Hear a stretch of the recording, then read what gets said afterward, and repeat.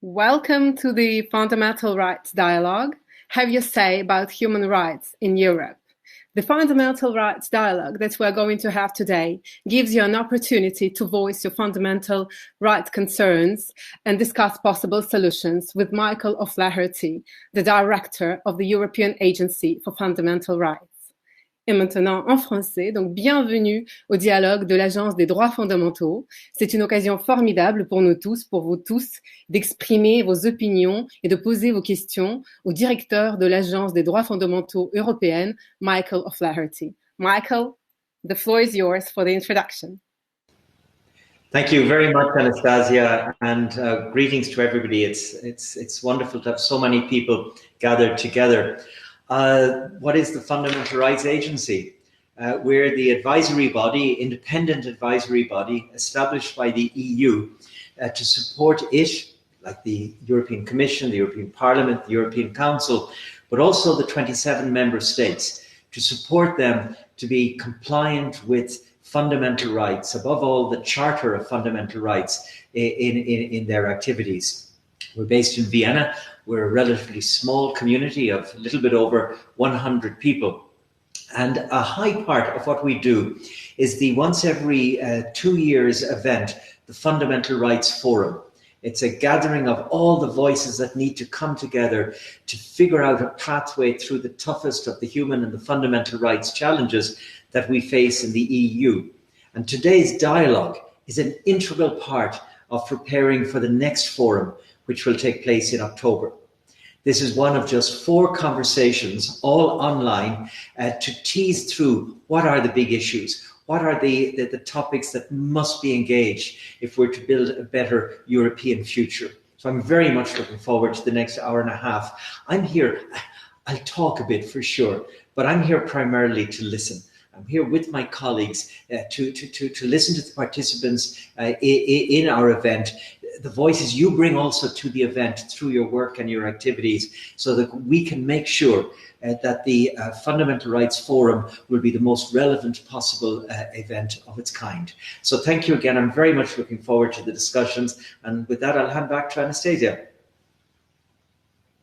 Thank you, Michael. And as you were saying, so everything that will be said today, all that will be expressed, will actually feed into the upcoming Fundamental Rights Forum that will come next autumn, where civil society organizations, politicians, and human rights experts meet to discuss the fundamental rights challenges in Europe. And Sorry, Anastasia, could I just jump in? I apologize. I completely forgot to say where I am today. Physically, I'm in Luxembourg. I'm a guest of the European Commission here in Luxembourg, and Stefan is with us, the representative here from the European Commission.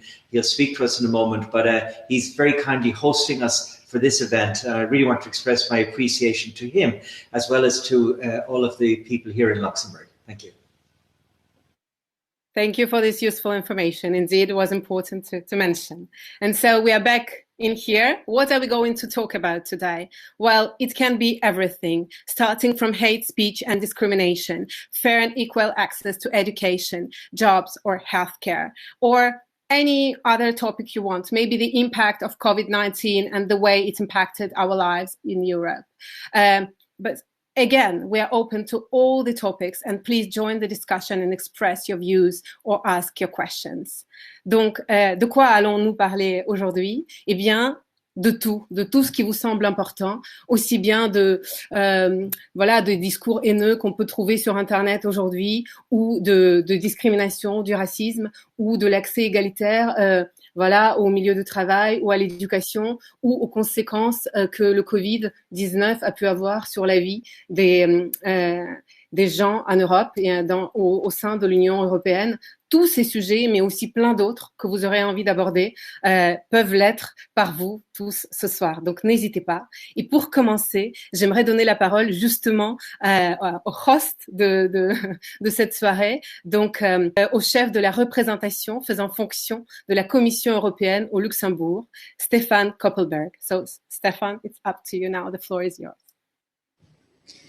Merci Anastasia, merci Michael aussi, c'est un plaisir et un honneur que vous soyez ici avec nous. Bonsoir à tous et à toutes. Et donc, encore une fois, un grand merci à l'Agence des droits fondamentaux de l'Union européenne pour cette initiative d'encourager le débat sur les droits fondamentaux et pour faire ceci aussi en partenariat avec nous, avec la Commission européenne. J'ai eu le grand plaisir aussi de suivre en novembre dernier la première édition de ce dialogue et j'étais content, je dois dire heureux de constater l'énorme intérêt de jeunes pour des sujets tels que l'égalité des sexes, la lutte contre le racisme, violence entre les femmes et aussi donc, sur le rôle de l'Union européenne dans la protection et la promotion des droits fondamentaux pour toute sa population. Donc on les a, ces droits fondamentaux, on a la Charte européenne des droits fondamentaux, mais nous ne pouvons pas les tenir pour acquis. Ils sont là, mais il faut les défendre, il faut se battre pour eux. Et on est dans un contexte très particulier, on l'a dit, et c'est à ce moment-là que l'Union européenne doit faire plus. Parce que dans le contexte de la crise sanitaire Covid-19, il y a des limites, il y a des limitations tout à coup des libertés individuelles. Par exemple, l'article 12 de la Charte des droits fondamentaux de l'Union européenne, la liberté de réunion, c'est pas comme avant. Et en plus, la crise a mis en évidence des inégalités. Et dans ce contexte, je voudrais bien souligner deux points où on voit les efforts déployés par la Commission européenne en faveur de la justice et de la solidarité en matière d'accès aux vaccins, par exemple, à ce moment-là, les vaccins contre cette pandémie.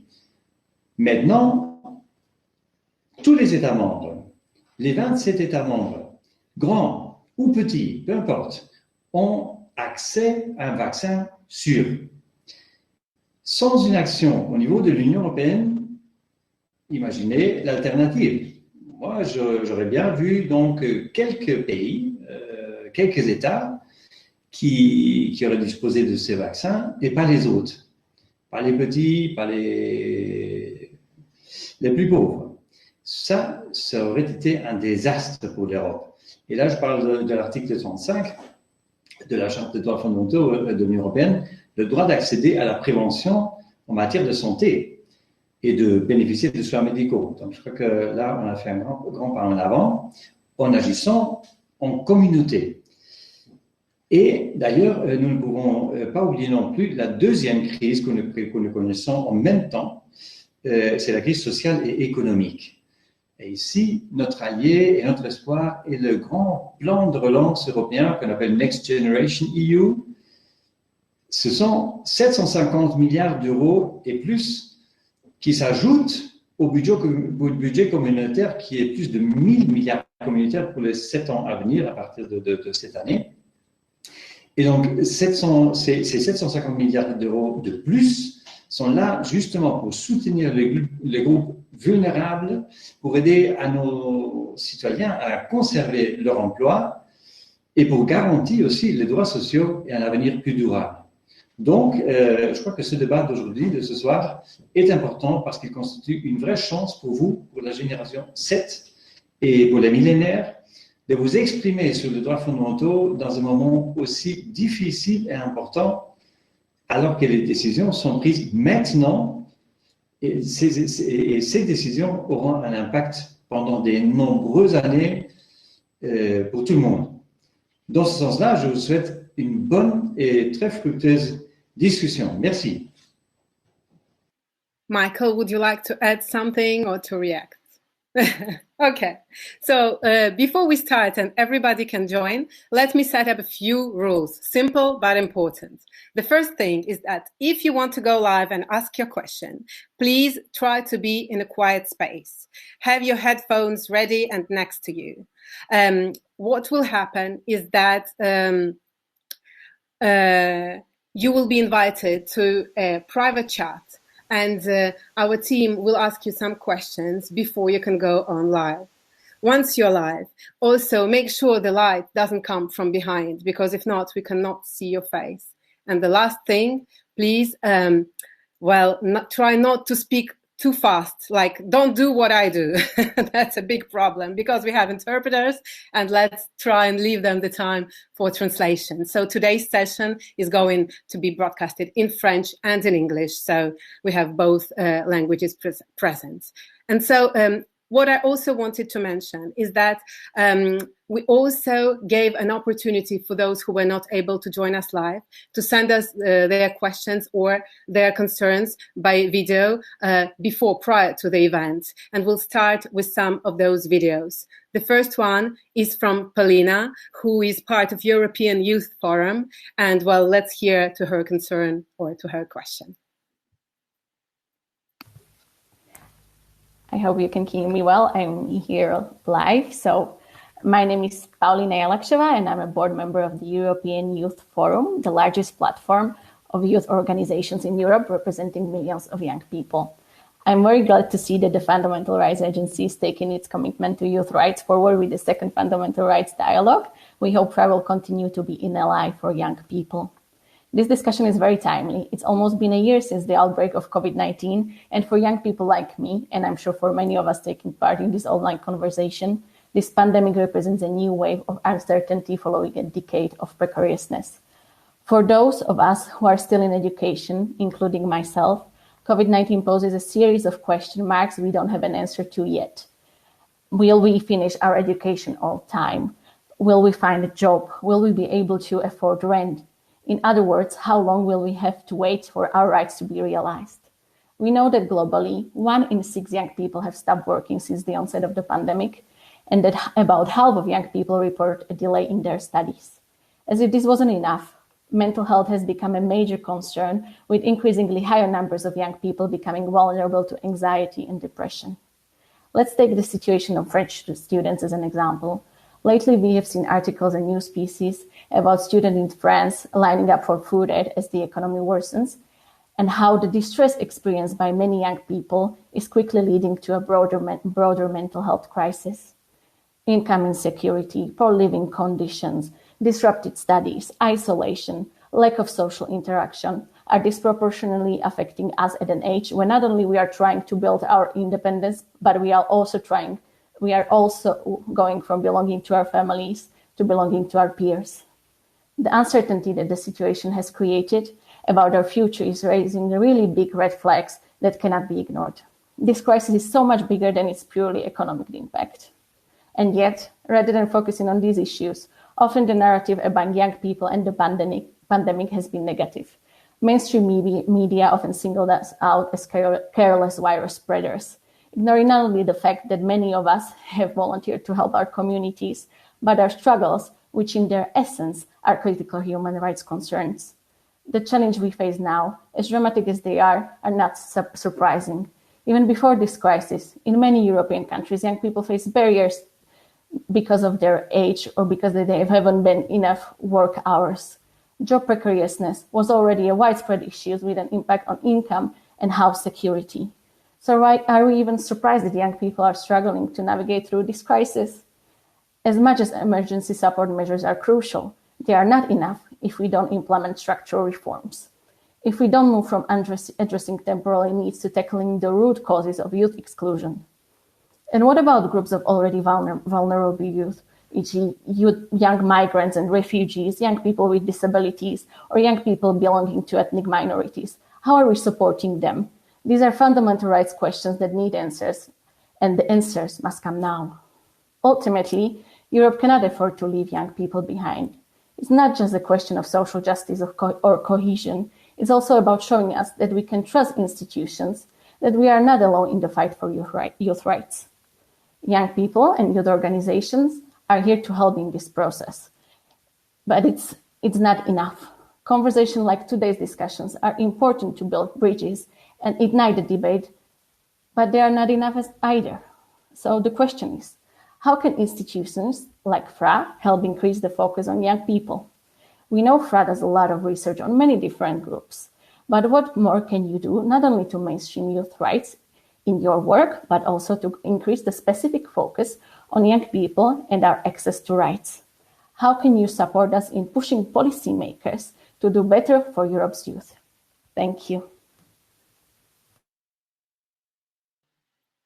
Thank you, Paulina. And yeah, actually, you're live with us and very emotional. Thank you for this statement.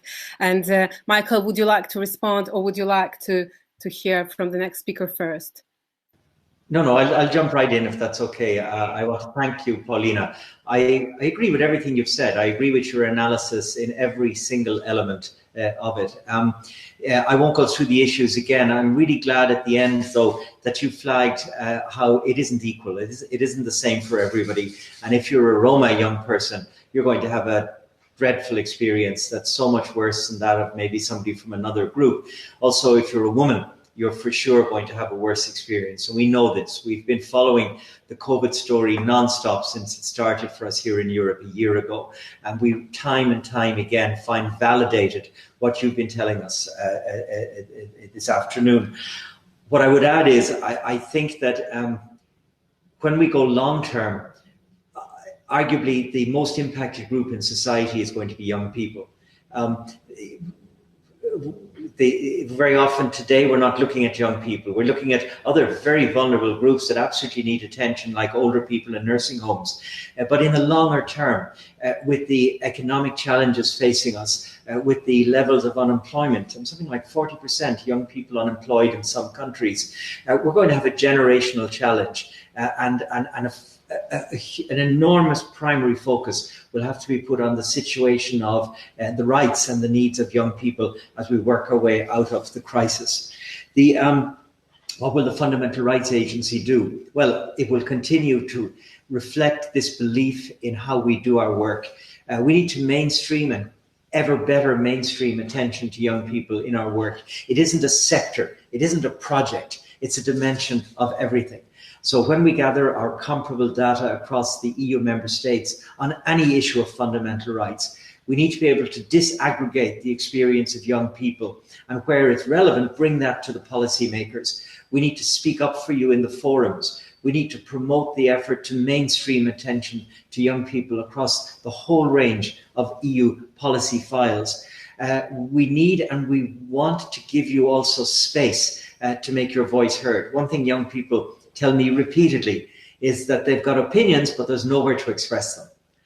And we, in our modest way at the Fundamental Rights Agency, want to give a platform, and we'll continue to do that. These dialogues for sure, but also the forum and wherever else it makes sense. So thank you, Paulina. I really endorse everything you said.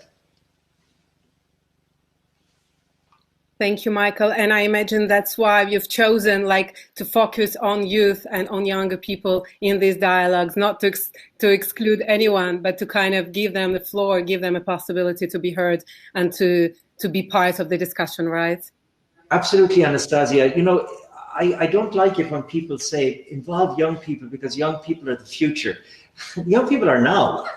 They're a legitimate part of our voice about today and now. And it's on that basis we have to work with young people to fix our broken societies. So yes, we're very driven with this belief at the Fundamental Rights Agency. We may not always reflect it in what we do, but we're determined to get better.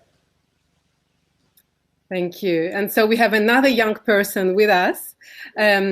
A boy, a man, a young man, I don't know, Tom, from an organization which is called Rosa Luxemburg, and I imagine that's from Luxembourg. Tom, the floor is yours. Yes, exactly. Rosa Luxemburg, it's the organization of the LGBTIQ+ community in Luxembourg. We're doing a lot over here. It's already a really, really good place to live here as an LGBTIQ+ person. But I'm also speaking for the younger person than myself. Is there anything planned across Europe to combat discrimination against LGBTIQ+ people so that every country of the European Union could be at the same level for that?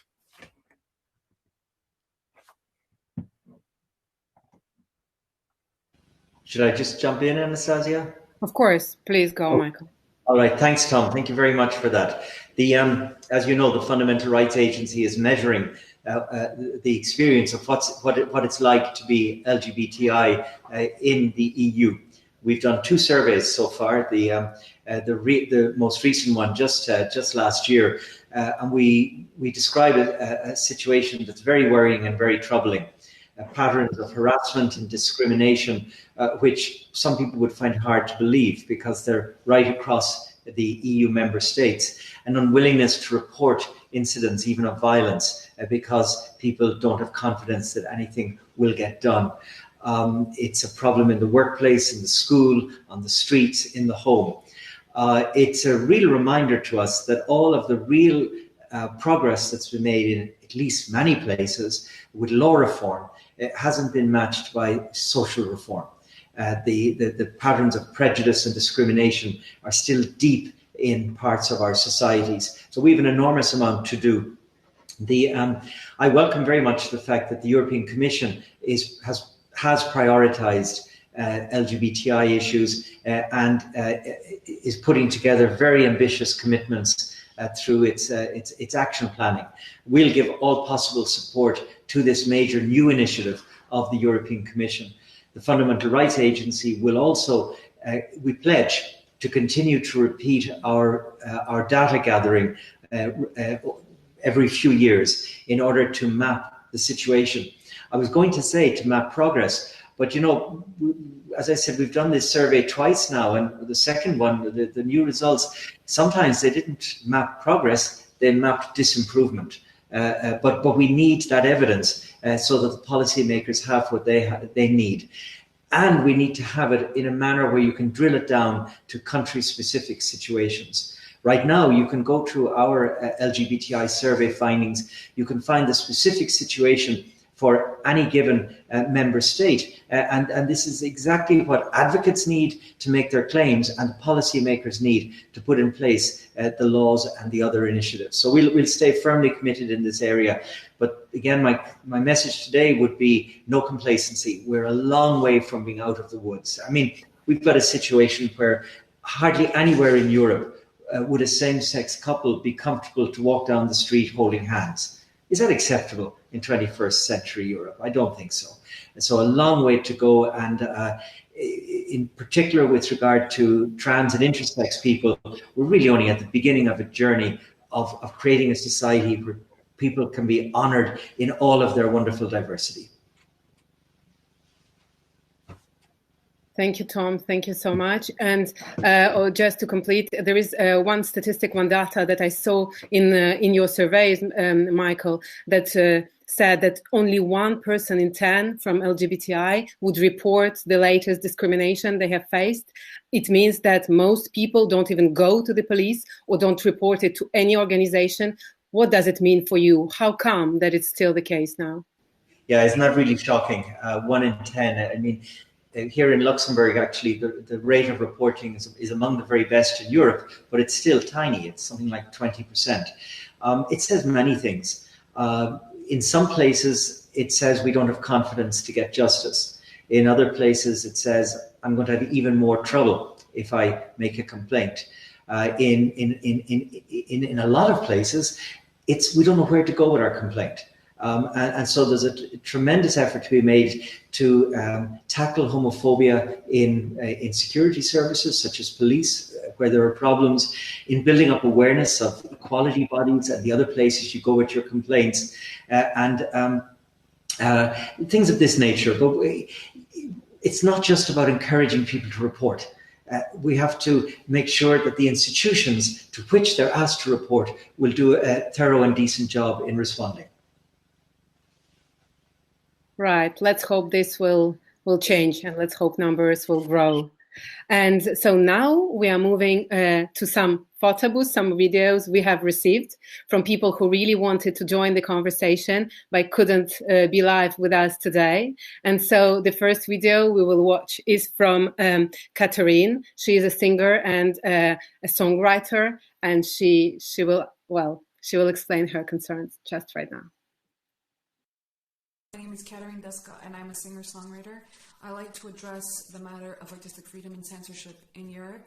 Artistic freedom is a right in itself and is crucial in enabling an open and fearless discussion in democratic societies. However, in Europe, in recent years, artistic freedom has been deteriorating to the point where it's become quite alarming. There have been hundreds of cases documented in 28 European countries, 16 of which are EU members, where state authorities are mainly responsible for the suppression of artistic creativity.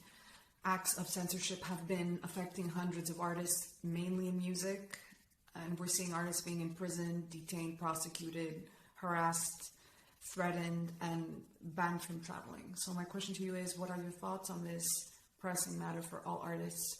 What can be done?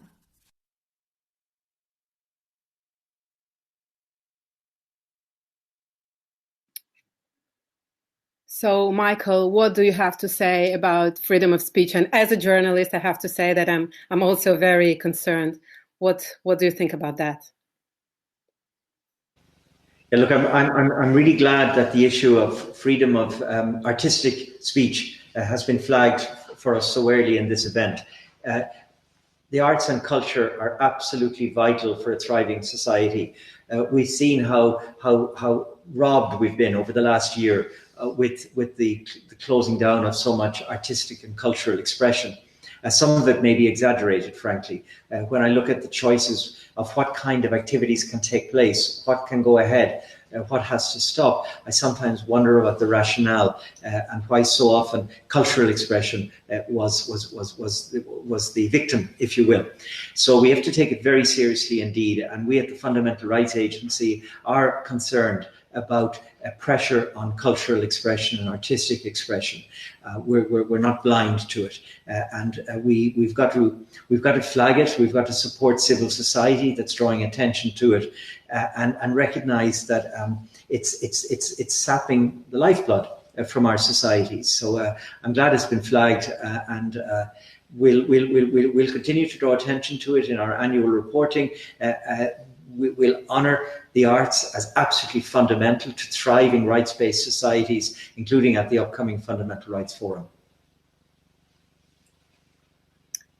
And here is a question, or more or less a statement, on another hot topic from Atanas, who's part of Firin Amenka International Network. Let's hear what he has to say. I'm Atanas Triano from the Firin Amenka International Network, and I have a question related to the work on Roma inclusion that FRA has been doing so far. In the last years, FRA has established the so-called working groups, which included representatives of the national Roma contact points to work on issues that concern Roma inclusion. However, civil society organizations were not involved in these working groups. So my question is whether in the future period up to 2030, FRA is intending to create another working group with civil society that works on Roma inclusion, or to involve civil society within the existing working groups better.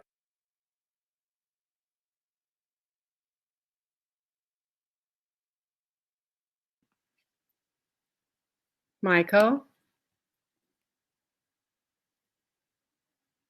Thank you. We're having a bit of a delay here because I'm getting the video recordings a little bit after you, so apologies if I look a little bit distracted. But look, I'd like to start, before I get into the specifics of the question, I'd like to start by just recalling that there are something like 6 million Roma in EU member states, and they face a perfect storm of challenges. They're, I would say, the most vulnerable community in our European society from the point of view of human and fundamental rights. And a discussion with Roma it needs to be at the top of any agenda about making ours a more rights-respectful society. Now, on the specifics of the work the agency has been doing in supporting these Roma working groups over the past year, this has been on the request of the European Commission to bring together the Roma focal points within the governments of the member states in order to support them to figure out the next steps to take. So it has been an intergovernmental space, and we've been very happy to support it because it's vital to get governments to better talk to each other in how to engage the issues. But involving civil society is obviously absolutely essential. And so we have set up conversations between these working group participants and Roma civil society, and we will continue to do so. We'll also seek all relevant opportunities and platforms to ensure that the Roma point of view is heard, because this is not about finding solutions for Roma. We'll only succeed if we work with Roma to together find the solutions. So it's in that spirit that we'll continue our engagement on these topics. And actually, before we move on, I just wanted to add that there is this other information I got from one of your surveys that really shocked me, is that there was a question asked, to people, like, if you could choose a neighbor, what would be your preferred neighbor and what would be the least preferred? And most people said that they would prefer to have like persons with disabilities, and the least preferred were Roma people and refugees. And I mean, what is this European Union we are living in? What is this welcoming society? And I don't know what's your feeling about that, but it really shocked me. Look, the extent to which racism against Roma is tolerated, anti-Gypsyism, is really astonishing in modern day Europe. There are so many forms of racism and discrimination where its expression would be intolerable. You would be thrown out of the room if you said some of the things that you can get away with if you say them about Roma. This is not the Roma community's problem, it's our problem. We, the general population of Europe, have to look into ourselves, into our hearts, and acknowledge the deep pools of racism that we have to work on. And so any effort to show better respect for the rights of Roma is primarily a project for the general population, for all of us, acknowledging this almost the last acceptable form of racism in our societies. Thank you, Michael. Let's hope it won't be acceptable anymore very soon. And so we have another participant in here. It's Ismael from Youth for Exchange and Understanding. So, Ismael, the floor is yours. What is your concern today? Yes, thank you very much for having me here. And I'm really glad we actually brought up the issue of LGBT, because the specific issue I want to bring up was regarding Lgbt refugees, which is a group that isn't necessarily addressed when we're talking about asylum seeking. And it is one of the fundamental rights to apply for asylum. There's a big issue with member states in acknowledging the reasons to apply for asylum in general, and sexual orientation or persecution based on sexual orientation or gender identity isn't generally acknowledged in that regard. And we have seen an increase of, let's say, people either claiming to be that or not claiming to be that in order to get into a safe space, into a safe haven, which can be some EU countries. And at the same time, the bureaucratic process that brings this forward, because a lot of the times these people aren't really persecuted by state authorities, but more happens in the private sector. So how can we ensure that people persecuted in the private sector can actually, they have a legitimate claim to apply for asylum in the European Union? And how come the process of actually getting asylum in the EU can be a lot easier for these minorities, specifically because after they are asked impossible questions as to, please prove to me your sexuality or prove to me your gender, some sort of inconsiderate and sometimes inhumane approach that can be taken towards these people. And at the same time, the persecution they also face in refugee camps, which is not always spoken about. In refugee camps themselves, the problem doesn't stop there. It's actually increments, it increases in refugee camps. So what's your perspective on this? How would you tackle the issue of specifically LGBT refugees from outside the EU generally, if we can speak about Middle East or Eastern countries or African countries in general? And how can we make sure that they also have a right to asylum like any other group has the right to? Thank you very much.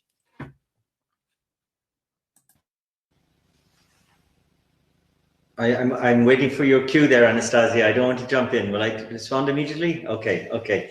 Ishmael, thank you very much. The signal broke a bit there, but I think I was able to make out the points you were raising. And again, I take them all. We're aware that there are big issues in camps. You escape a situation in one country to end up with a concentrated form of exactly the same situation because of the facility that you're put in whatever reception facility when you arrive in Europe. You can, and there's plenty of examples of you encountering a person doing the assessment of your asylum claim whose approach can be naive and sometimes deeply inappropriate.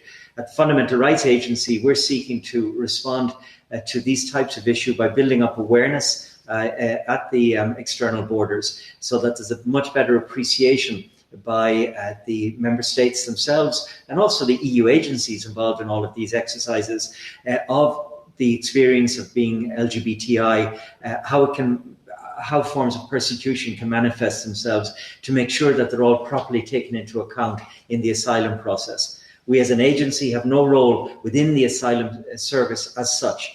We have no determining function there, but what we can do is build up an awareness and an understanding and appreciation through training, through protocols, through exchanges of experience. And I can assure you that this is very much on our agenda.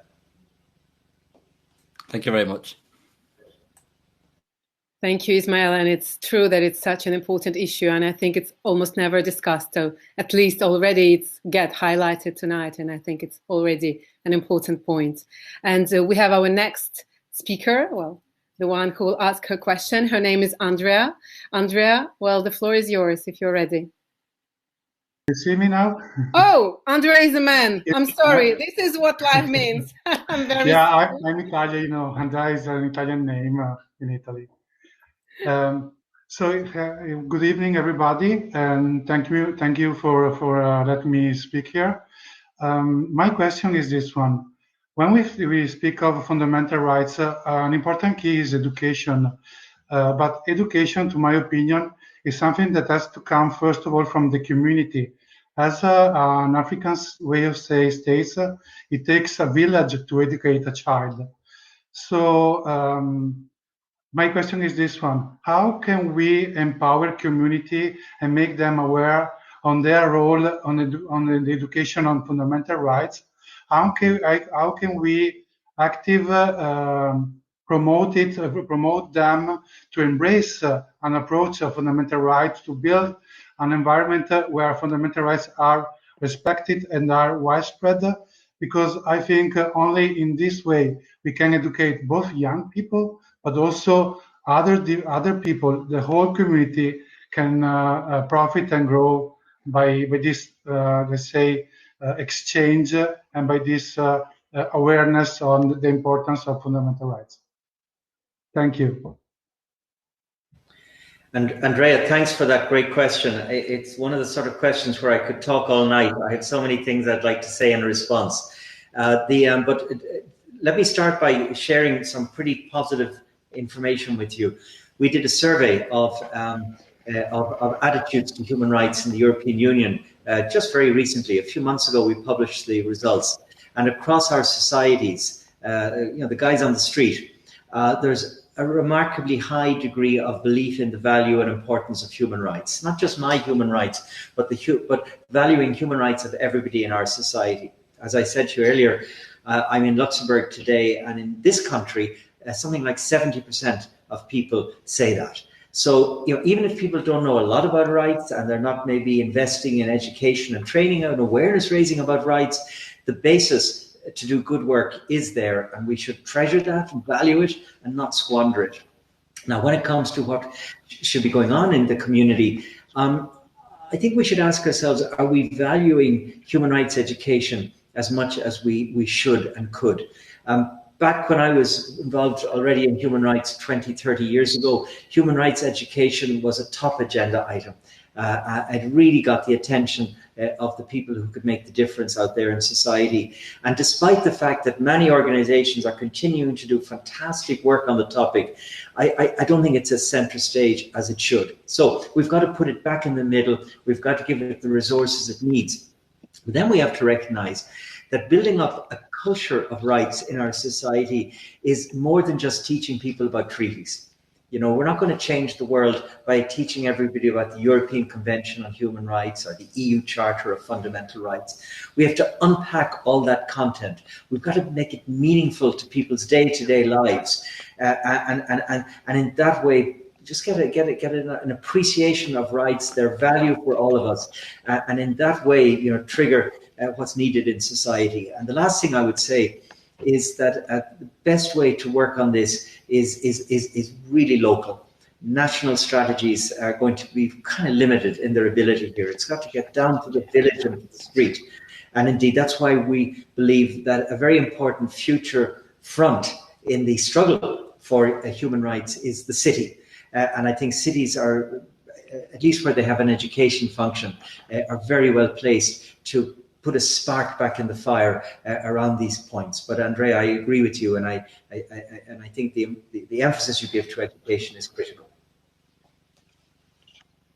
I like the image you're using about the unpacking human rights. I think you're so right about like us being all more and more aware of the importance of human rights and you know, how they should prevail in our life, but maybe not really knowing or not really understanding what does it exactly mean in our everyday life and how actually it can be used to serve people and to serve population of different countries, right? You know, Anastasia, this point has been brought home to me a million times, but the one that comes to my mind now is when I was running a Human Rights Commission, the Human Rights Commission of Northern Ireland. I remember going into a small town and talking about the work of the Human Rights Commission, all these lofty things that we were established to do. And after listening to me patiently for an hour, an old lady looked at me and she said, "Okay, fine, thank you. But what are you going to do about getting the refuse collected from my street every week?" And I thought, whoa, what a fantastic question, because if I can't answer that question, then I'm just not doing my job. We've got to convert those big statements and principles into the lived experience of people on an everyday basis. Well, let's see if you can answer the next question, which comes from Jordan. Jordan, please ask your question or explain your concern. Donc voilà, bonjour, je tiens en premier lieu à vous remercier pour avoir organisé cette conférence. Ma question concerne la crédibilité des institutions étatiques et interétatiques, gouvernement, ONU, etc., sur le respect des droits de l'homme lorsque l'on connaît le traitement qui a été réservé à l'un des plus grands journalistes que l'histoire ait connu, à savoir Julian Assange. Le traitement que l'État américain et britannique lui ont réservé est purement et simplement scandaleux, et ce, d'un point de vue moral et juridique. Et pourtant, il y a un mutisme complet de la part des grandes instances et grands médias, alors que cette affaire est d'une importance capitale pour la communauté internationale. Droit des peuples d'être informés, la possible fin du véritable journalisme d'investigation. Il est intéressant de comparer son cas avec celui de Navalny, qui revêt, selon moi, une importance bien moindre d'un point de vue international. Pourtant, dans cette affaire, une écrasante majorité de gouvernements et institutions sont directement montés au créneau pour demander sa libération, condamner l'État russe et imposer des sanctions à la Russie.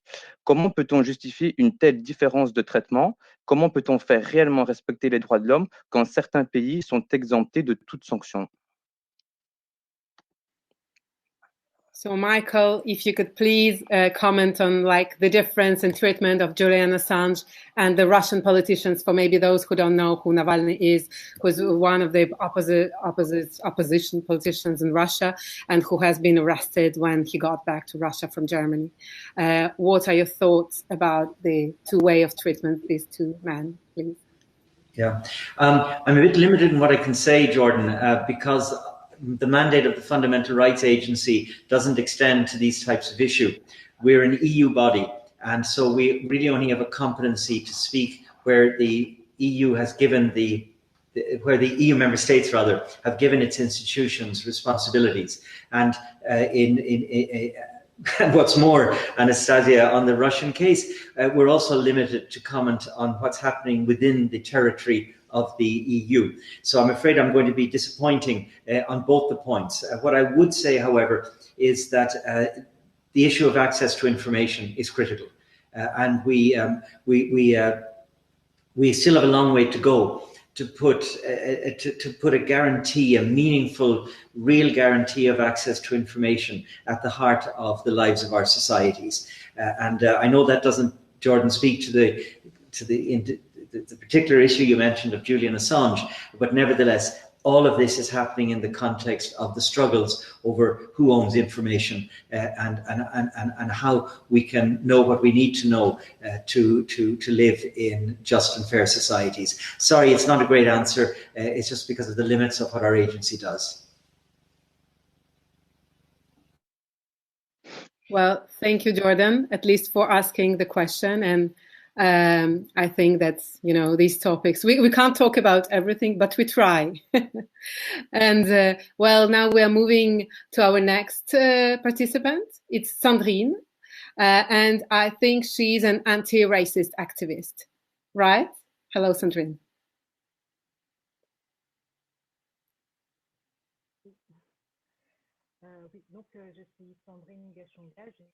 Can you please put the sound a little bit louder? We can't really hear you well. The sound. Si tu peux parler plus fort ou alors augmenter le son de ton ordinateur parce qu'on t'entend un tout petit peu loin. C'est une association féministe et antiraciste qui est basée au Luxembourg. Et ma question est la suivante.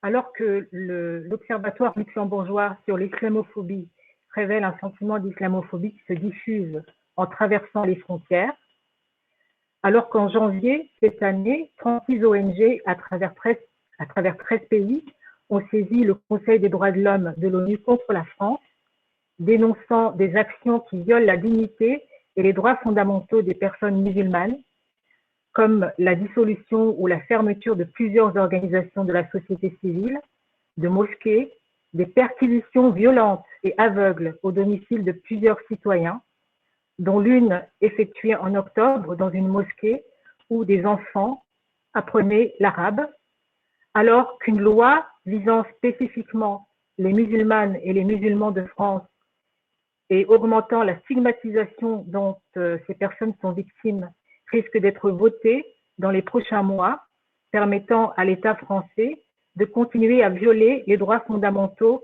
des musulmanes et musulmans de France. Pourquoi ce silence de l'AFRA sur cette situation? Et soutenez-vous l'initiative des 36 ONG qui ont saisi la CDH?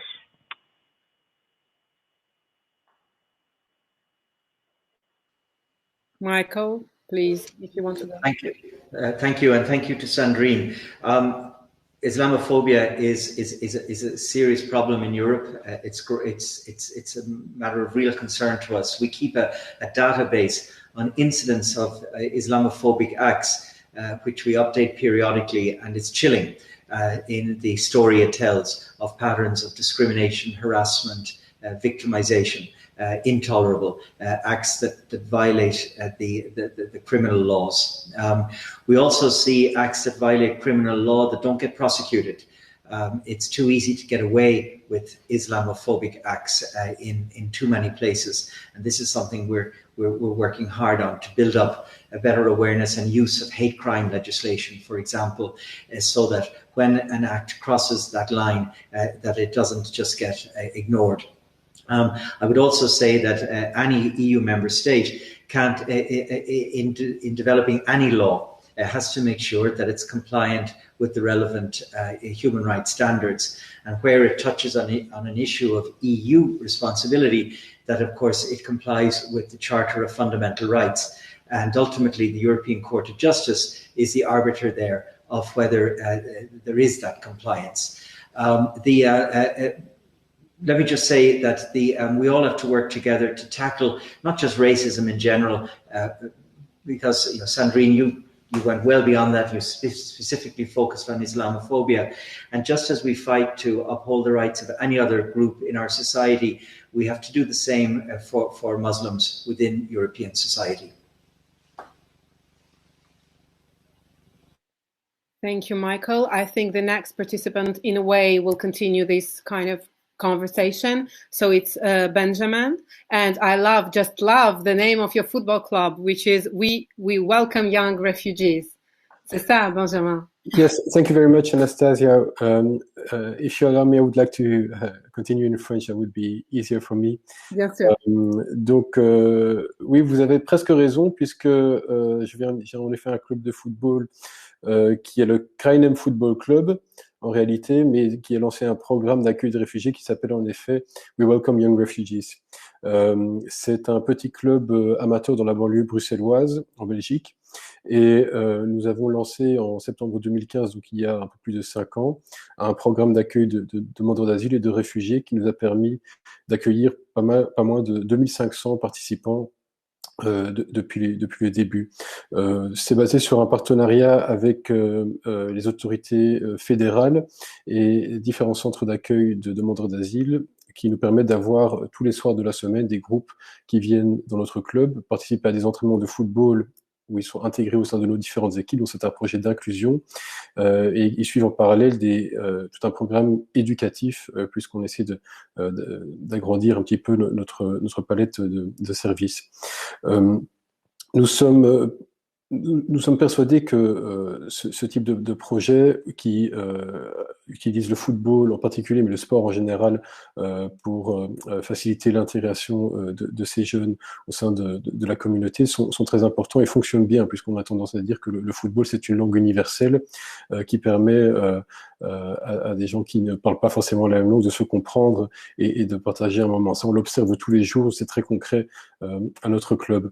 On est persuadé aussi que ce type de projet au niveau grassroots, comme on dit, donc qui sont menés par des acteurs du terrain, par des individus, par des citoyens qui s'engagent par le milieu associatif, sont très importants pour réaliser justement et pour faciliter l'intégration de ces populations de réfugiés qui sont des populations très vulnérables et qui continuent à arriver en Europe, qui ont besoin de ce soutien afin de pouvoir s'intégrer dans les meilleures conditions dans nos pays. Et ma question, monsieur le directeur, serait de savoir ce que, selon vous, peut être le rôle de l'Union européenne et ses institutions pour faciliter justement l'engagement citoyen et l'engagement du secteur associatif pour mener à bien ce type de projet, car nous sommes persuadés que c'est leur accumulation et leur multiplication qui fera en sorte qu'ils pourront avoir un effet à l'échelle locale et qui sait à l'échelle nationale ou voire européenne même. Merci beaucoup. Merci, Benjamin. And just before, Michael, you answer, I just wanted to say that I have visited around, 80 or 90 countries around the world for the different films I've done. And I think that this sport, which was the most universal, is really football. Like we would come to a country and say we are French, everybody would know Zidane, Mbappé, and no one would know who our president right now is. So you're completely right. I think football is part of the solution. It's like une partie de la solution pour mieux vivre ensemble. I'm sorry, Michael. It's the floor is yours. No, please, it's fine. And I couldn't agree more. Here we are. We're just agreeing with each other again. Was it de Coubertin who founded the Olympics? Did so out of this genius insight that you could unite the world around sport. And it's as relevant for what you're saying as it was for him then.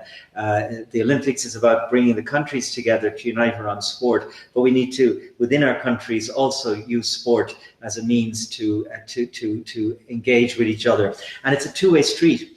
Benjamin, you're doing amazing work there in supporting migrants and refugees, but I'm sure that the local sports people who are involved, they're also learning an awful lot. They're learning an awful lot about tolerance and about mutual respect and about diversity in society. So everybody, I think it's a win-win for everybody at this type of initiative, and it should be very strongly encouraged. I also have in my mind a bit that it's also important to remember that sport can also be the place of hate. I'm referring here to the shocking things that sometimes sports fans say during a game. And I think what Benjamin, what you're doing is also in a way engaging that sort of problem, because it's showing that using sport as a vehicle for hate is completely unacceptable. So you have my full support. I can't speak for the whole EU on how to promote this idea. I can tell you the Fundamental Rights Agency will in our own modest way, will continue to flag the role of sport for integration. We'll build it as a dimension into some of our activities. We actually had a football tournament at the Fundamental Rights Forum, which took place a few years ago in Vienna. So we'll look at bringing that idea back again and flagging attention to it in the EU. But Benjamin, if you get in touch with my office, I'll make sure we give you a more systematic response about what the rest of the EU, in particular the European Commission, is doing or could do in this area, because you deserve a more detailed answer. Thank you very much for your kind words. Thank you. Thank you, Michael. Yes, unfortunately, we can't go in all the details, and we are already a little bit late, I think. So let's move on. And now we have another pre-recorded video that has been sent to us prior to this live today of one of the persons who can't be there live, but who really wanted to share her concerns. Her name is Julia, and she'd like to talk about an issue which is very important for many young people now, which is environment. I'm Giulia, 26 years old, from Italy, and I'm Don Bosco International Intern. I would like to raise a question making reference to Article 37 of the EU Charter of Fundamental Rights, which refers to environmental protection. I would like to express my big concern on this right that seems often put aside by EU member states. In fact, it must be one of their core commitments not only to protect our generation, but also future generations. So what more can be done, in your opinion, to highlight that environmental protection is a human right and to prevent that, for example, climate change has unequal effects on human beings?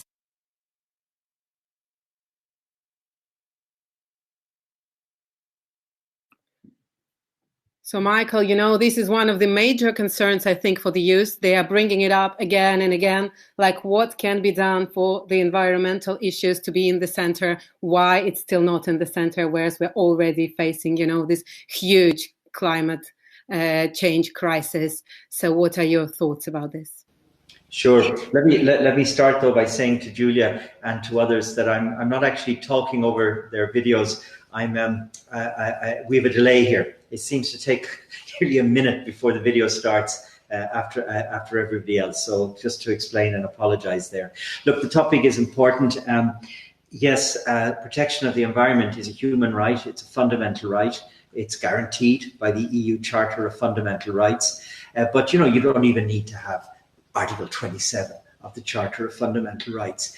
If we don't protect and cherish our environment, we can't enjoy any of our human rights. The environmental decline is triggering, is speeding up, and all manner of other challenges to human well-being. And that's all about human rights. So if we're serious about human and fundamental rights, we've got to be serious about the environment. Now, I do notice a change. I really notice a shift, very late, but finally a shift, waking up of attention. I see it in some EU member states. I also see it in the EU institutions. The Green Deal is a breathtakingly ambitious project for the European Union, which we at the Fundamental Rights Agency fully support. We also welcome the fact that all of that huge amount of money that's being provided for the rebuilding after COVID has very clear links to protection of the environment. So these are important shifts. My own agency, for those of you who know us, you would rightly say we haven't done much on the environment until now, and that's a matter of some regret for me. And so we're seeking to build the environmental dimension into our work to the extent possible. So we have a long way to go. The stakes are the highest imaginable. It's the very future we're discussing here. But while I recognize the enormity of the challenge, I do feel we're in a moment with just that little possibility of hope. Thank you. And also, you know, just a year or two ago, we thought like, okay, like airplanes are creating a lot of pollution, but what can we do? We all have to travel. And then in a year, we realized that it's possible to do a lot and we can control actually this pollution. And so let's hope that with this crisis, on the same time, maybe it will also create solutions and make people realize that what seems impossible can be done, right? We have another pre-recorded video, which is from Mor, and who would like, I think, also to talk about refugees. Hello, I'm Mo. I'm asylum seeker on the island of Chios, Greece. I've been here 1.5 years. I lived in a camp where human rights do not exist. No healthcare, no shelter, no access to education, and it's an unsafe place. And only the NGOs who's monitoring this situation. And now they will build a new closed camps where the NGOs have no ability to access and to monitor, and it's far from towns and cities, and there is a big risk of the camps to turn into a human rights black boxes. So my question is, how will the Fundamental Rights Agency protect the fundamental rights of asylum seeker in the new closed camps on the Greek island?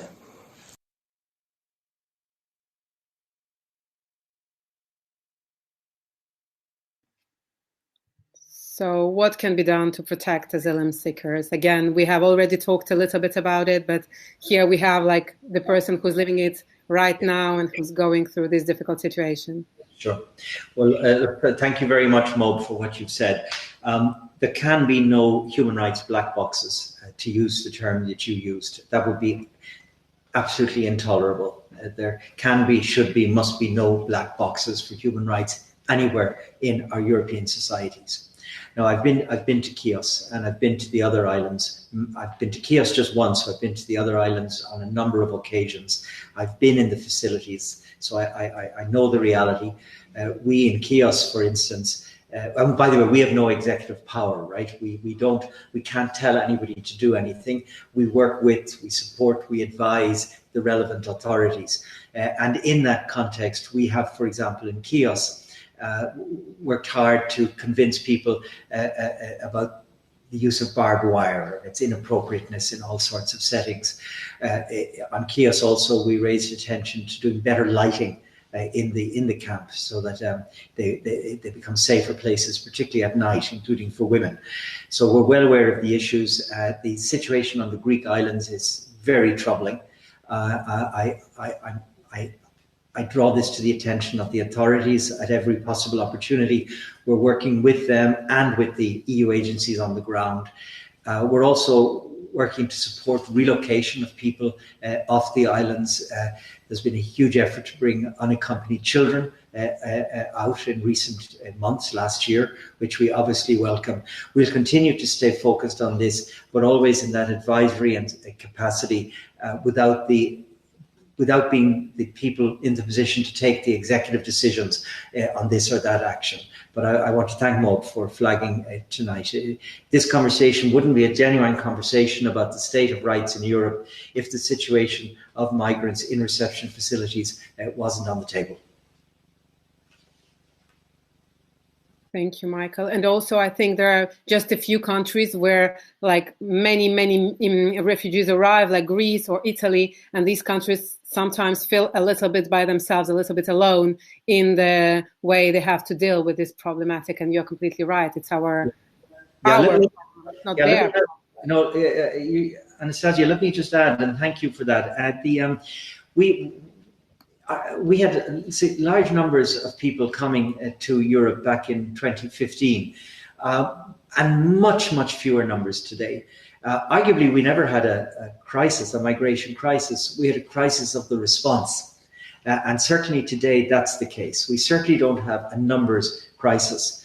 But that said, some countries are facing exactly the pressures that you mentioned.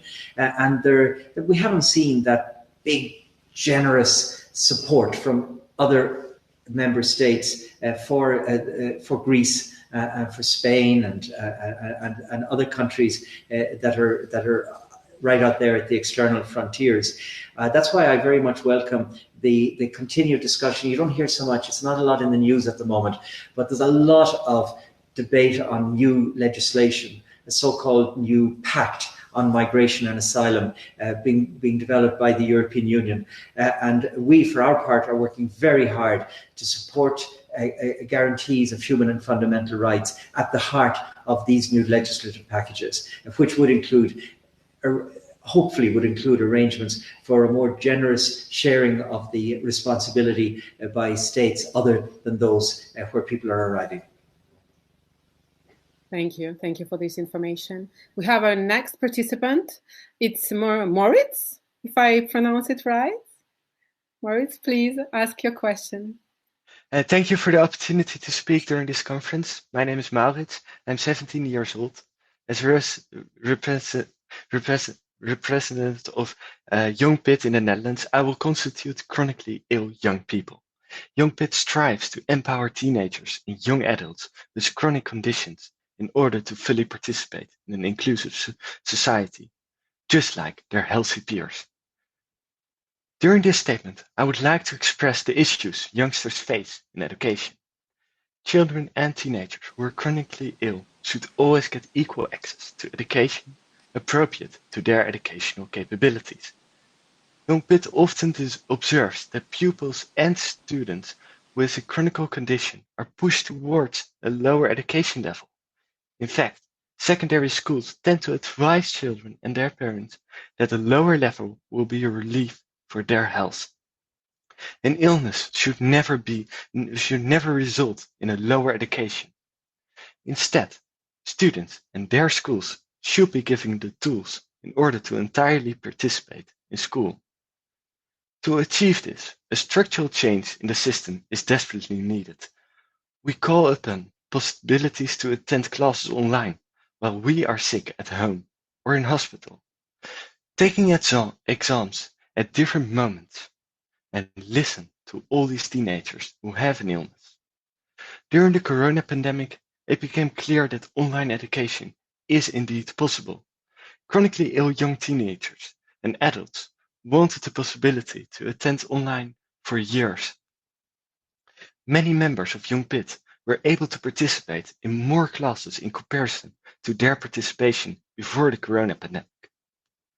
Therefore, equal access to an inclusive education and adapting to the needs of the chronically ill should become the standard practice in all EU countries. Start a conversation with this group of young people to make quality and fair education possible for young people with a disorder. Thank you for the opportunity to speak today, and Young Pitt looks forward to work on more inclusive society throughout the EU and let the voice of people with a chronic condition be heard. Thank you for such an emotional and important question, Michael. Maurits, thank you very much indeed. I really welcomed listening to you. And you reminded me of how often it's the case that chronic illness somehow doesn't get the attention it deserves. You focused on young people, and I respect that, and I'll come back to that. But indeed, older people with chronic illness will also tell you that they never get to the top of the line because there's a belief that what they need is so expensive, it's sometimes said by the decision makers, that it can't be justified because the number of people with the chronic illnesses is relatively small. So I'm not agreeing with that view. I'm just saying that you raise issues that really need attention. Now, turning to the school, I hear you, and we've been looking at the challenges of digitalization of education. We haven't actually, in fairness, we haven't flagged it from the particular context of people with chronic illness. We've been looking at issues of poverty and lack of access to computers and to the internet. But the point you make, I absolutely see that, and I need to make sure we adequately build that dimension into our reflections on the challenges of education in times of COVID and with the digitalization more generally, because after COVID, I think we're still going to find the digital commitment is going to get ever bigger. But what I want to say now is that to the extent that the EU has any responsibility on these topics, the EU has to respect the human rights standards in the United Nations Convention on the Rights of Persons with Disabilities. And however one defines disability, if one distinguishes chronic illness from disability or whatever, I don't think that matters from the point of view of what is the level that's got to be protected. And so, Maurits, I'd really encourage you, if you haven't done it, have a look at the UN Convention on the Rights of Persons with Disabilities, and in your work, in your engagement, in your school, demand that the rights in that document are honoured for you and for others experiencing chronic illness. But I want to thank you, and to the extent that we as an EU body have any role to play on this topic, I'll take what you've said back to my colleagues. So I really appreciate the intervention. Thank you for this. And we also have Julia with us, who would also share her concerns or maybe ask a question.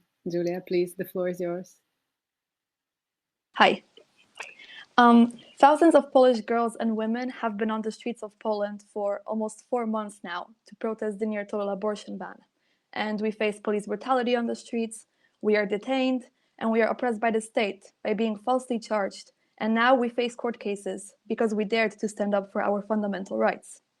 Can we expect in the near future any concrete actions from the EU to prohibit further restrictions of fundamental rights in EU member states? And more specifically, will the EU take a more proactive approach in ensuring and protecting women's rights, including access to sexual and reproductive health and rights?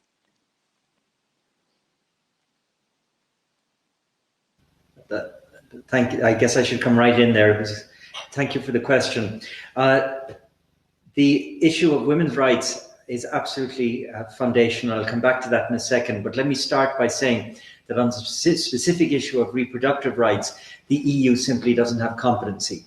That's not an issue that's been given to the EU to deal with. It remains the domain of the EU member states, and so I'm not in a position to comment on that specifically. But I want to comment on issues of women's rights. Because we have such a long way to go, and we know this. Everything we do reminds us that the experience of a woman in our society is worse than the experience of a man, and that's unacceptable. We published findings just a few days ago on the experience of crime, and it's quite shocking. It shows how women are so afraid to go to so many places because they feel at risk there of something bad happening to them at a level much higher than the incidence for men. And at the same time, much of the crime against women is hidden, goes unreported and unprosecuted because it happens in the home. That's not the story of men. Men get hit on the street, not in the house. And as a result, they're more likely to get justice. So I just want to give that example. I know it's not Julia, the issue you raised, but it's very recent findings from the Fundamental Rights Agency. It doesn't matter what the issue is. We spoke about the migration facilities earlier. Again, the experience of being a woman and being a girl is notably worse than that of a man. So more generally, in terms of equality between men and women and ensuring that women's human rights are fully respected in our societies, we really have a long way still to go. Thank you. And if I can just add, Michael, as a film director and not only a journalist who just finished a film which is called Woman, as you can see behind me, for which we have interviewed 2,000 women in 50 different countries, I have to say that you are so right, that in all kinds of human experiences, when you are a woman, life is more complicated for you. I don't know why, but it's still the case everywhere in the world. And in this specific situation we're in with the COVID crisis, we knew that with people being at home together, violence will grow. We knew that, everybody knew that, we witnessed it in every country. But however, it happened and nothing was done to kind of, to try and avoid it. All the countries just reacted once it happened. So it means that, I think a lot should still be done, at least at the way we approach these topics, right? And we also have Matteo with us now, who would like to ask a question. Matteo, the floor is yours. Please go on. Hi, hello. So my question is more about data. And the recent FRA survey has shown that LGBTQI youth is at high risk of discrimination and violence. However, the report only includes youth from 15 years old upwards. But we know the LGBTQI youth faces discrimination from a much, much younger age, especially in education, but also throughout society and within family settings. And we see that like bullying is such an important issue, and that gathering accurate data is a fundamental for bringing our rights forwards. So my question is if there are any plan to move to have a more inclusive reporting of LGBTQI youth in the future.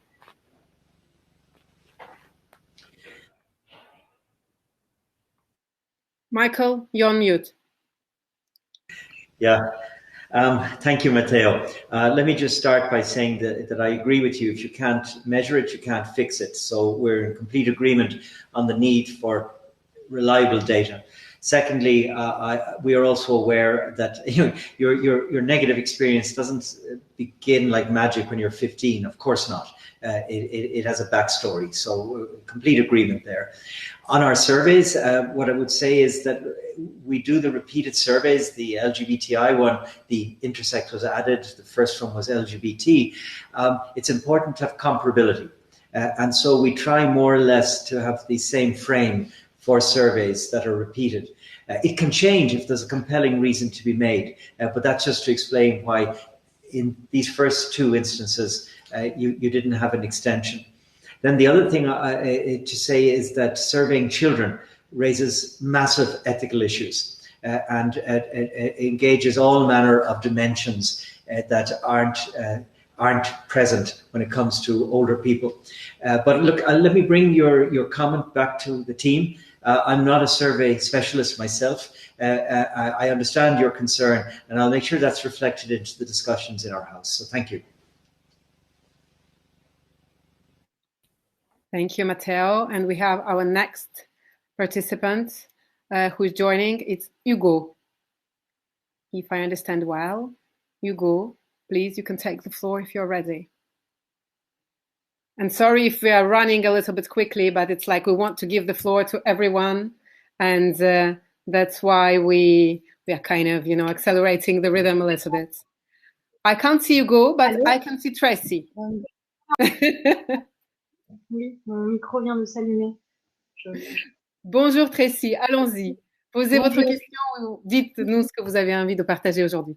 Alors, bonjour à tous et à toutes. Je m'appelle Tracy Nika. Je suis ambassadrice pour Diaspora Vote. Diaspora Vote, c'est une initiative qui a pour but d'intégrer et d'impliquer les jeunes afro-descendants à la politique au niveau européen. Alors, cette année, on a lancé l'initiative Work with Your MIP, qui a pour but de faire travailler directement nos jeunes avec des parlementaires européens et de leur proposer des directives qui leur permettront d'améliorer la qualité de vie des personnes afro-descendantes en Europe. La question que j'ai à poser à Monsieur O'Flaherty, elle part d'un constat. Si on lit les traités de l'UE, on peut découvrir que la création de l'UE repose sur les valeurs d'unité humaine, de liberté, de démocratie, d'égalité, du respect des droits humains et des personnes appartenant à des minorités. Aujourd'hui, au niveau politique, malheureusement, l'heure est aux eurosceptiques, au séparatisme, au débat intempestif sur le voile, sur les religions ou sur la solidité de nos frontières. Je parle vite. Mais nos politiques actuelles corrompent des gouvernements, dépossèdent des pays étrangers de leurs matières premières, déclenchent des guerres et nos médias nous cloisonnent dans la peur de l'autre, du grand remplacement ou du différent. Les personnes qui décident d'immigrer, pour la plupart, ne font que suivre leur richesse pour donner de meilleures chances de survivre à elles et leur descendance. Et parfois, elles le font au péril de leur vie lorsqu'elles n'ont plus rien à perdre. Pour parler d'une catégorie d'immigrés dont moi je fais partie, et selon votre rapport Being Black in Europe, être noir en Europe, c'est avoir à peu près 55% de chances de vivre sur le seuil de la pauvreté, après le paiement des prestations sociales, plus ou moins une chance sur 4 d'être victime de discrimination raciale dans l'accès au logement, et plus ou moins 45% de chances d'être victime d'un profilage racial lors d'un contrôle policier. Alors, dans cette période, on peut se demander qu'en faisons-nous de nos valeurs de tolérance, de justice, de solidarité et de non-discrimination autour desquelles on avait choisi de se réunir. Moi, je crois fortement que si elles étaient appliquées dans la réalité, elles seraient bénéfiques au plus grand nombre, qu'elles seraient le fondement d'une monde prospère. Donc, ma question est la suivante. On entend sans cesse parler de politique d'immigration au niveau européen. Et aujourd'hui, grâce à ces rapports, des rapports tels que le vôtre, on connaît la situation critique dans laquelle les personnes immigrées et leurs descendants en Europe vivent. Alors, pensez-vous, selon vous, qu'on puisse espérer un plan d'action durable avec les personnes immigrées et leurs descendants comme acteurs politiques et non comme objet d'observation pour répondre aux problématiques qui les concernent? Je vous remercie. Thank you very much, Tracy. Yeah, there were a lot of questions or elements in what you said. In the first place, I couldn't agree more. You put it very politely that people in minorities and migrant groups are more susceptible to bad experiences. It's not about more susceptible; they are getting bad experiences. We know that. The marginalization, the discrimination, the acts of harassment against people from minority groups is a major problem in the EU. So that's clear. It does need concerted responses. It needs concerted responses from the EU and from EU member states. Now, a lot's going on, and we're in the early days of some really important policy shifts. So there's an anti-racism action plan that was adopted just a few months ago. There's a lot of different initiatives in support of integration. They have to be given a chance to work, but they will only work if they're a collaboration. I said earlier about how we have to work with people and not for people, and here it's really, really important.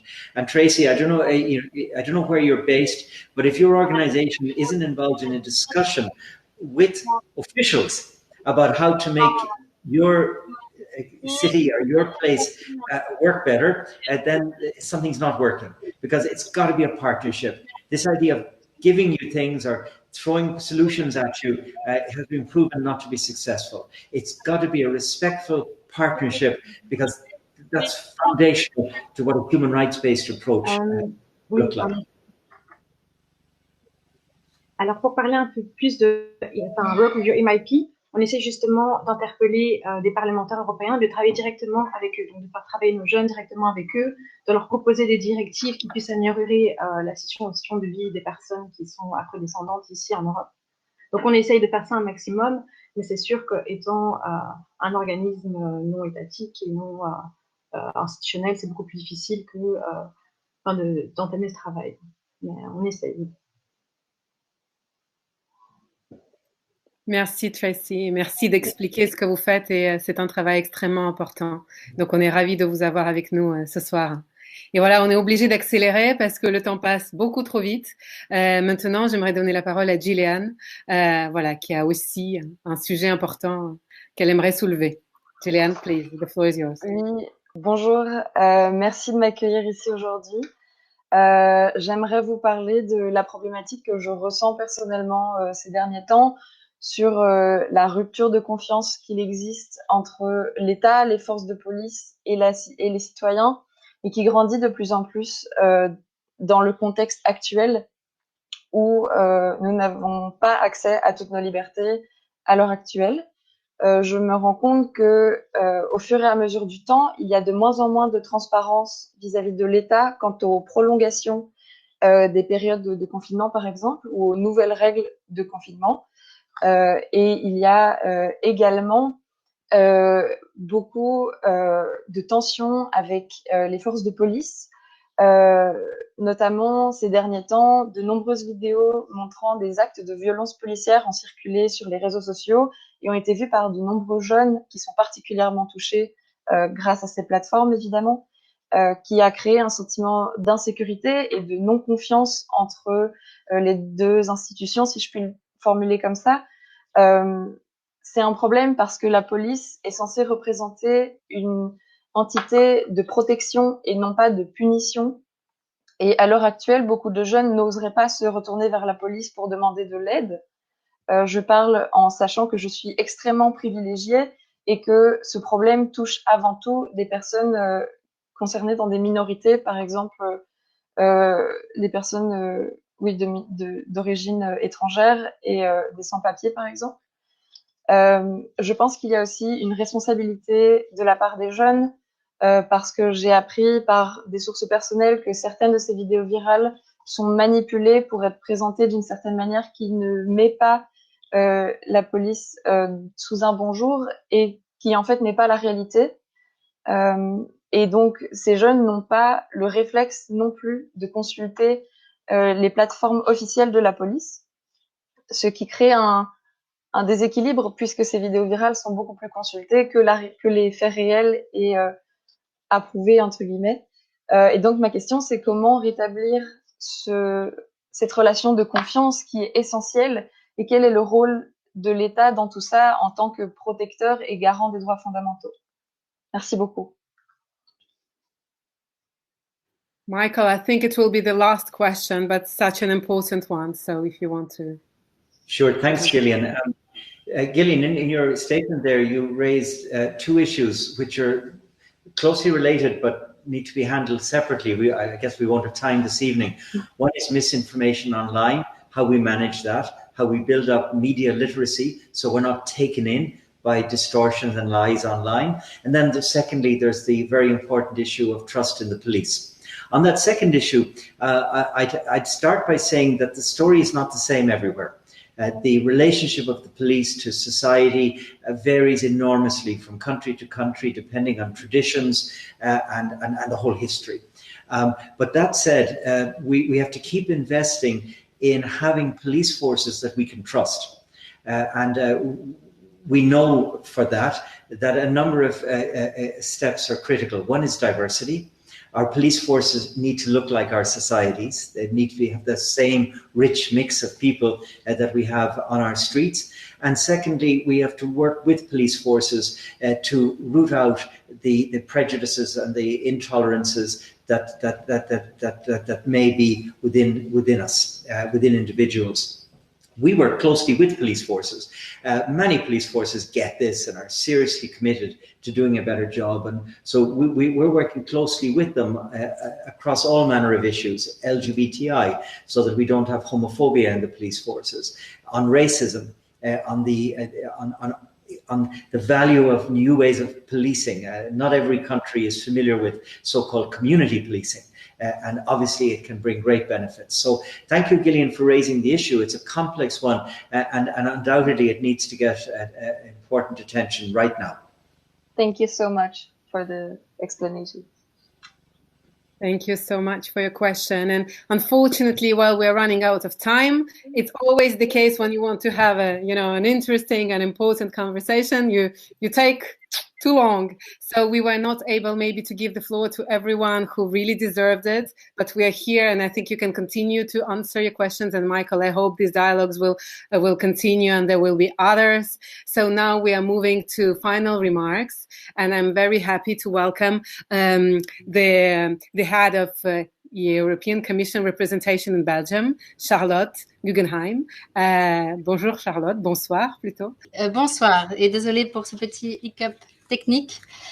Voilà, les derniers mots, je sais qu'on a pris un peu de retard, donc je vais essayer d'être assez brève. Je voulais d'abord vous remercier tous les intervenants d'avoir partagé avec nous vos expériences et les difficultés auxquelles vous êtes confrontés. Je suis vraiment impressionnée par votre engagement et vos témoignages m'ont vraiment beaucoup touchée et ont fait grandir en moi une envie encore plus forte de défendre les droits fondamentaux en tant que personne, mais aussi en tant que représentante de la Commission européenne en Belgique. Alors, vous avez évoqué de nombreux sujets, je ne vais pas tous les citer parce que voilà, on n'a pas vraiment le temps, mais je voulais vraiment tous vous remercier. Ce que je peux vous dire, c'est que la Commission et l'Agence des droits fondamentaux sont vraiment vos alliés dans vos combats. Et nous collaborons très, très souvent ensemble et nous avons lancé récemment, je crois que Michael en a parlé, de nombreuses propositions, actions pour soutenir les droits fondamentaux, que ce soit le plan d'action contre le racisme et la discrimination, la stratégie pour défendre les droits des personnes LGBT, QI, ou la stratégie pour l'inclusion des personnes roms. Donc, voilà, on est là, on essaie de faire bouger les choses au niveau européen, mais c'est vrai que ce sont des combats qui doivent être menés à plusieurs niveaux, pas seulement au niveau des institutions européennes, mais aussi au niveau des États membres de l'Union européenne et bien sûr à votre niveau. Et vous le faites déjà, donc vraiment je vous en félicite de cet engagement. La question ce soir peut-être c'est comment défendre ces valeurs de diversité et d'égalité en Europe, et c'est un peu vraiment à chacun et à chacune d'entre nous de défendre ces valeurs et ces droits. Et je ne peux que vous encourager à participer à la future conférence sur le futur de l'Europe qui va bientôt être lancée. Et c'est vraiment important que vous y participiez, que vous apportiez votre voix et que vous nous aidiez à construire cette Europe qui n'est pas seulement la nôtre, celle de la Commission ou de l'agence, mais une Europe plus englobante pour tout le monde. Donc voilà, n'hésitez pas à contacter la représentation de la Commission européenne dans le pays où vous vous trouvez, qui sera très impliquée dans cette conférence sur le futur de l'Europe. Je vous souhaite en tout cas, j'étais ravie de partager ce moment avec vous et je vous souhaite tout le meilleur pour la suite, pour vous-même et pour vos combats. Merci beaucoup Charlotte, merci pour ce récapitulatif voilà, qui est important après une telle conversation avec autant de sujets différents qui ont été soulevés. C'était important d'avoir une vision d'ensemble et vous l'avez très bien fait. Merci à vous. Et voilà, malheureusement Michael a dû nous quitter parce qu'il avait d'autres obligations, mais comme vous l'avez vu, comme vous l'avez compris, il est toujours là pour répondre à vos questions, à vos préoccupations. Donc continuez à poser des questions, continuez à envoyer vos vidéos. Il y aura d'autres échanges comme celui de ce soir. Et encore une fois, merci à tous d'avoir été là, d'avoir participé. On n'a pas pu donner la voix à tout le monde. Voilà, malheureusement, c'est comme ça quand on veut avoir une conversation profonde. Parfois, on prend trop de temps et du coup, tout le monde ne peut pas s'exprimer. Mais du coup, je vous laisse avec quelques vidéos qui nous ont été envoyées en amont de ceux qui voulaient participer et être aussi entendus, qu'on n'a pas pu montrer pendant le débat, mais qui méritent d'être montrés et entendus. Voilà, on donne la parole aux citoyens pour conclure ce beau dialogue. Merci à tous et au revoir. Pour s'attaquer aux causes profondes qui mènent à des violations répétées des droits et libertés fondamentaux, il est nécessaire d'éduquer les personnes dès leur plus jeune âge, afin d'acquérir non seulement des compétences et des connaissances, mais également des valeurs et des attitudes leur permettant de devenir des citoyens actifs dans des sociétés démocratiques. Un exemple serait celui des pirates en ligne. Certains d'entre eux sont très jeunes et possèdent d'incroyables compétences informatiques, mais ils ne sont pas nécessairement dotés des valeurs leur permettant d'utiliser ces compétences pour soutenir les droits fondamentaux, la démocratie et l'état de droit. Ma question serait donc la suivante. Comment l'Agence des droits fondamentaux pourrait-elle communiquer avec le jeune public pour l'encourager à incarner les droits de l'homme et les valeurs démocratiques? I'm Jasmine Campbell, speaking from Luxembourg. As someone originally from Northern Ireland, the topic of reproductive rights in Europe is something very close to my heart. I would thus like to know, what is the EU Agency for Fundamental Rights already doing, and what more can be done to ensure there is no more backsliding of reproductive rights in Europe? Notable examples including Poland. LGBTQI youth have long been exposed to many rights violations. During the pandemic, this situation has only been exacerbated. With schools and universities closing, many LGBTQI youth have been forced to stay at home with unsupportive families. This has dramatically increased the levels of domestic violence and physical and emotional abuse. Queer youth in the past year have lost access to life-saving support services and communities. Many have not been safe enough to access online replacement services. Trans and non-binary youth in particular have also suffered significant loss in access to healthcare. Bullying and discrimination at the same time remain fundamental barriers to LGBTQI youth access to education. The call to ensure that LGBTQI youth rights are respected, protected, and fulfilled is more urgent than ever. En fait, ce qu'on a vu avec la pandémie du Covid-19 en ce moment, c'est que beaucoup de pays dans le monde ont décidé de fermer leurs écoles afin de lutter contre la propagation de ce virus. Or, ce qu'on sait, c'est que la fermeture des écoles renforce encore une fois les inégalités qui sont déjà présentes au sein de nos sociétés. Tout simplement parce que les familles défavorisées ne disposent pas d'assez d'appareils électroniques pour que tous leurs enfants puissent suivre les cours en ligne, ou tout simplement parce qu'ils n'ont même pas accès à Internet, ou bien parce que les parents se sentent débordés. Donc ce que je me demande, c'est qu'est-ce qu'il faut faire afin d'atténuer ces effets négatifs qui sont causés par la fermeture des écoles. My name is Andrea Canil, and I am a city councillor in the city of Asolo, a city in northern of Italy. Amongst all the fundamental rights, I believe that education is a key feature. And by education, I intend not only school education, but also civic and community education. To widespread awareness on fundamental rights on the community. It is important because by that we can ensure an environment safe, an environment of acceptance. And we have to make community aware that they are in the first line on the widespread and an acceptance of fundamental rights. So my question to you, Mr. Fari, is this. How is it possible to foster and stimulate and ensure this dialogue amongst community? How is it possible to make them awareness that they are the first line on fundamental rights education? Je m'appelle Payette Marion, je suis une étudiante en droit en France, plus précisément à l'île de la Réunion. Et aujourd'hui, je voulais faire part de ma réflexion concernant l'ambiguïté de penser aujourd'hui un monde de demain, un avenir post-Covid, alors que ce même avenir est en train de lutter aujourd'hui pour survivre. Il s'agit en effet des étudiants qui sont dans des conditions de disparité concernant l'éducation et l'accès à l'enseignement supérieur, et en plus dans des situations de précarité qui ne leur permettent pas de poursuivre leurs études correctement. Dans ce même climat, comment demander à une personne représentante de nos pays demain de faire assurer les droits fondamentaux tels que l'accès à la santé et l'accès à l'éducation si les siens lui ont été reniés aujourd'hui? On ne peut plus fermer les yeux sur les disparités et sur les situations démoralisantes qui sont imposées à nos étudiants, notamment en France, qui sont l'avenir de ce monde post-Covid. Et les étudiants ne demandent qu'une chose, c'est qu'on les écoute et qu'on les entende. My name is Fatuma Taba, and I'm an intern at the Human Rights International Corner, located in Rome. My question is, during the COVID-19 crisis, there have been attempts to limit the freedom of press. For instance, when the Afghanistan government detained and accused an independent Afghan reporter for acting against their national security because he reported that a few of their officials were stealing ventilators meant for COVID-19 patients to sell. So how have the attempts to limit the press and activists affected the support for human rights? Un sujet qui est très important pour nous, c'est celui des droits fondamentaux. Et l'un de ces droits fondamentaux, ce sont la mobilité estudiantine et la libre circulation en Europe. Deux droits fondamentaux qui sont protégés par de nombreux textes et par de nombreuses directives européennes, mais que nous constatons en tant qu'ACEL qui ne sont pas toujours appliqués par toutes les institutions locales en Europe.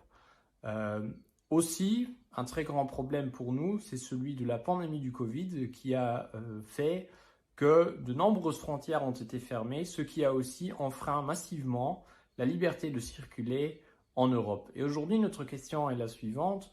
Comment peut-on éviter que à nouveau les frontières soient fermées et comment peut-on faire que les directives européennes soient appliquées au futur? I'm Victoria from Italy, and I would like to ask you a question about the European management of external borders, which for sure involves the EU Agency for Fundamental Rights.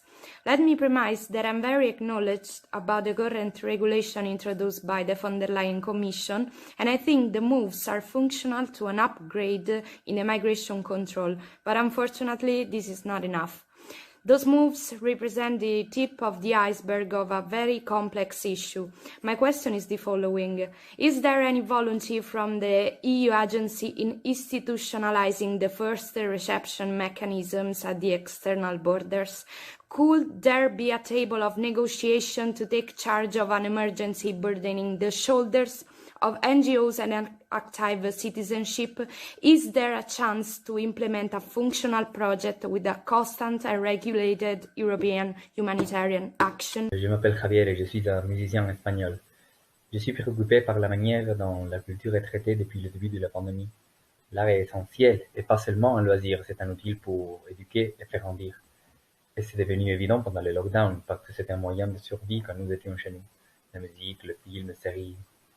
Aujourd'hui, beaucoup d'artistes ne sont pas protégés alors qu'ils ont perdu le travail et sont incapables de subvenir à leurs besoins, comme si travailler dans l'art était un travail mineur. Qu'est-ce que fait la FRAP pour protéger les artistes?